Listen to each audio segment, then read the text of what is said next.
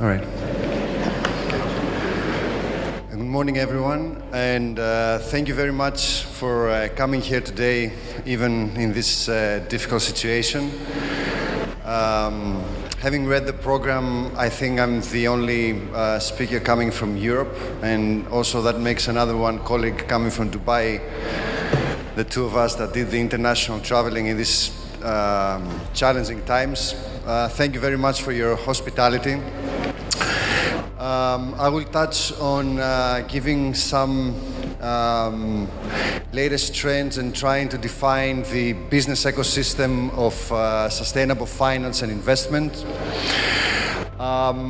We are a member-driven organization and consulting group operating in Europe, and we've actually making most of our money lately by sustainable finance and ESG. We're also very happy to work with our local partners here in Egypt, Decarbon, and we operate also in UK, Germany, Greece, and Brussels. Sustainable investments and finance has been our main practice, and some of the services that we offer is ESG modeling, it's integration, environmental and social management systems. We also do a lot of workshops like this one, where we used to do, but now it's gone virtual, and I'm happy that still at this part of the world, live forums are still going on.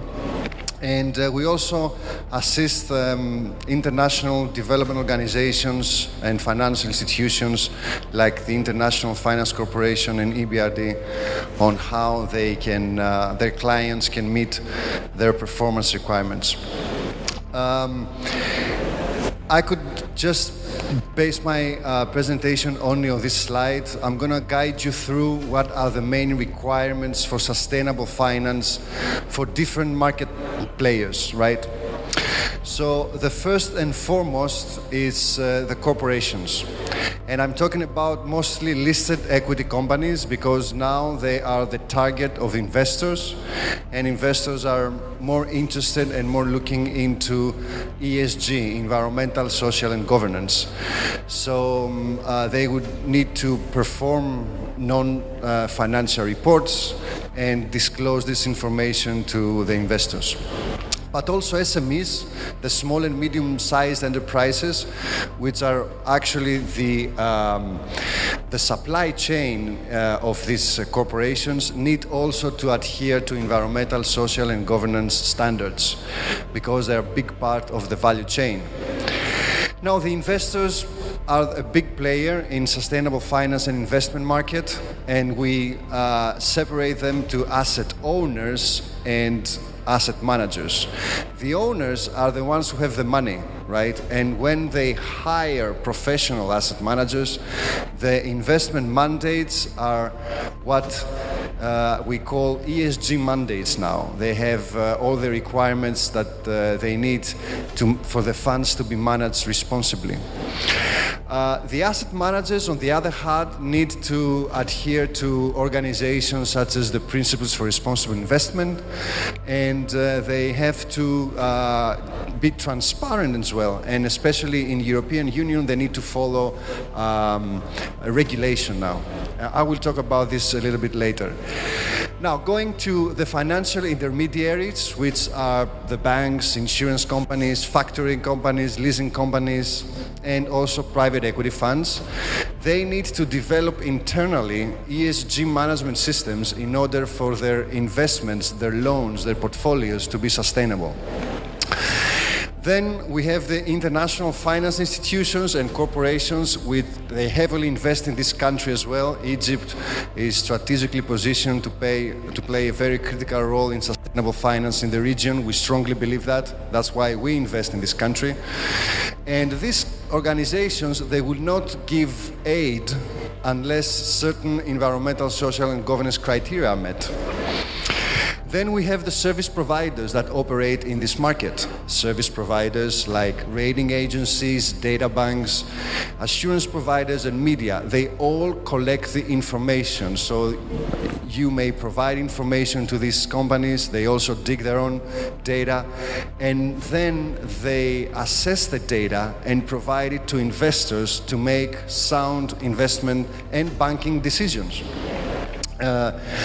Then we also have the regulators and the policymakers, right? We have the central banks, the stock exchanges, the financial regulatory authorities, the capital market commissions. All these players, they develop policies and tools to enhance and foster the dissemination of sustainable finance marketing practices. We also work with many of funds, specialized funds that are in the deprivatization business, and they also want to make best use of public funds and assets in order to attract, especially from abroad, international investors, so they can invest in the country. We have worked over the past 5 years for non-financial reporting. These are the main market priorities in sustainable finance and demand. And there are many frameworks out there. I'm sure some of you have heard before, like the GRIs, the Global Compact, the ISOs, the TCFD, the Task Force for Climate Financial Related Disclosures, but also the TNFD. Anyone in the room have heard about TNFD? It's the Task Force for Nature-Related Financial Disclosures. So everything will need to be accounted. When it comes to ESG risk management, you need to build internally capacity into the organization, now offline like we do today, but also online. Then you need to manage the IT applications. This cannot be done on a spreadsheet. You need to develop IT tools and databases to handle sustainable finance issues. But also, you need to do the due diligence and assessment of your investments, of your banking clients, and also forums like this one to disseminate the information. When it comes to regulatory compliance, especially where I come from in the EU, sustainable finance is heavily regulated now. I'm going to talk briefly about a couple of regulations. But also we've seen guides coming out in capital markets and stock exchanges about how companies should disclose information, right? So they provide guidance to listed equity. Policy and dialogue. There are many stakeholder engagement forums out there. There are online and offline focus groups.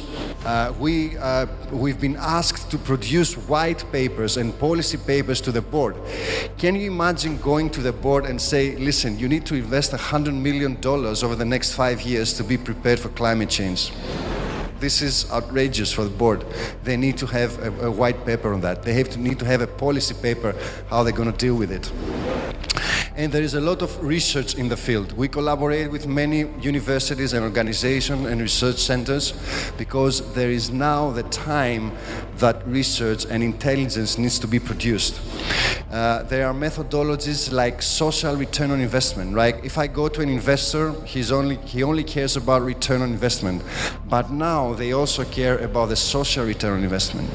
And of course, the banks are going out with green bonds and socially responsible bonds, and also with sustainability-linked loans and all other fancy kinds of products. They also give discounts to companies when they meet environmental targets, right? It's a business opportunity also for companies.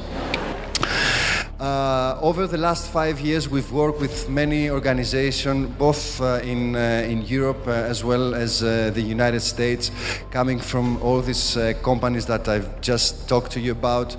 And whatever you do, you have to make sure that everything needs to follow guidelines now. There are many guidelines now in the market that professional service providers, but also corporates, investors, banks need to follow. and also organizations that publish these reports. Now, going back to Europe, where I come from, we have a financial framework now for this type of investments, and to my humble opinion, this is going to be the norm for all parts of the world, right? There's also a similar thing going on in North America, as I've heard, and in Japan. These are the three main regulations. The first one is for asset managers that need to disclose what percentage they are green. So if you cannot say in Europe anymore that I'm green or sustainable or I'm ESG. You need to declare the percentage. You will say I'm 50% ESG, I'm 60%, I'm 10%. And the second regulation is about the benchmarks. Because many of us follow benchmarks like the MSCI, the Standard & Poor's, the Morgan Stanley, you know. These all players now are under regulation whenever they say that the benchmark is green. And the third one is about the taxonomy. The taxonomy actually defines what is green. If I tell you you're a green bank, you're a green railroad, you're a green energy producer, why you're green? Because the regulation says so, and it's scientifically proven and supported. For the first time in the finance history, we have a definition for sustainable finance and investments based on regulation. So this is the definition by the European Union, and you can see that they have defined all three pillars. When we talk about environment, we talk about energy, raw materials, water and land, waste, circular economy, gas emissions, and biodiversity. That's it. So this 1,000-page document defines what is environmental sustainable. We also have social, when it goes to labor relations, human capital, disadvantaged communities, investments in economically and social disadvantaged places, or those that do no harm to the environment and society. And last, we have the good governance policies, right? Like structures, employee relations, remuneration stuff, and tax compliance. So the sustainable investments adhere to all these three pillars. The Sustainable Finance Framework is a part of a bigger framework in Europe that's called Green Deal. I'm sure many of you have heard it. And it's Europe Commission to become a carbon neutral continent by 2050. So by 2050, and that's only in the next 30 years, hopefully everyone will be here still, Europe is going to be carbon neutral. Everyone needs to measure CO2 emissions, reduce them, and offset, right? And this is part of many activities that we're going through now in Europe that have to do with energy, transport, circular economy, agriculture, right? And the financing the transition is just this box here, right? So every box of this slide unlocks additional strategies for the European Commission to work on the Green New Deal. The budget is €1 trillion, approximately 1.2 trillion US dollars. And the Commission has only half the money. The rest of the money will be leveraged from the private sector. So everyone needs to contribute. I'm gonna close my presentation with just a case study to see how this will be in place. Let's assume that you're a company operating in a heavy industry, right? Like aluminum. And you have a CO2 emissions, right? But it's heavy, you pollute a lot, right? And you need to decrease this CO2 emission. How are you going to succeed that? You need to make serious investments, right? So how are you going to find money? You go to a bank, right? And you say, listen, give me a green line, a green bond, a sustainable linked loan, however you want to call it, right? So I can reduce my carbon emissions. The bank says, yes, sure, we are a green bank, we'll help you out. But we need some data, right? Give us the data. What data? Environmental data, social data, governance data. So the bank actually receives the data, makes the assessment, and say, yes, it's compliant to what we are up to according to our ENS, environmental and social procedures. And then, yes, the project is implemented, it's successful, and the emissions are reduced. Excellent. But it's not enough. We're not there yet. The company, it calculates the revenues or the expenses saved by this carbon emission. And then the bank is taking this revenue or expenses and they securitize it to a green loan. And this green loan is also according to some standards we have in Europe, and then the bank is selling this product to the market. And an investor there is actually buying the product and say, yes, we bought the green bond of ABC Bank and it's very good because it's aligned to the taxonomy. So we have three players here that are happy. The aluminum company that received the grant, the loan, reduced the amount of CO2. The bank is happy, they made money, they sold loans, right? And also they created a green product. And also the investor at the end, that it's investing in something that has a return and it's green. This is how the market is going to operate in the future. Everything is going to be aligned through environmental objectives. Thank you very much for your attention. Looking forward to working with you. I'll be here for the rest of the day. Shukran.